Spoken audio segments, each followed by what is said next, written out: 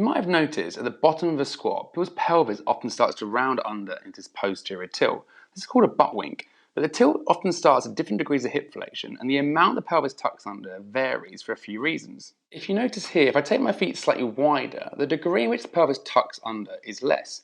And if I shift the bar in front of me, the point in which the tilt starts to happen occurs much later. If I stay with this front-loaded variation but elevate my heels, now you'll notice I can get really low and the pelvis only rounds out right at the very bottom. But if I switch to a back-loaded variation, once again the rounding out happens slightly greater. So a front-loaded heel raise seems to be the best option. This is why. When the pelvis goes into an anterior tilt, we bias hip internal rotation. But when we go into a posterior tilt, we bias hip external rotation. And why that matters is at the bottom of the squat, you're going to need a lot of hip external rotation. So the reason you round under is because you're trying to find that external rotation because you don't have it with your mobility. Here are my suggestions. Most importantly, get your stack. This limits anterior tilt and therefore puts you into slightly more hip external rotation bias position. This one's pretty obvious, but don't go so deep that your pelvis rounds out in the first place. A heel raise will help because it biases hip external rotation further.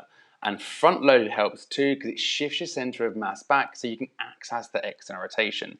And if you want to completely eradicate that butt wink, maybe because you're feeling pain, just elevate your heels further. If you enjoy content like this, make sure you hit like and follow for more evidence-based fitness advice.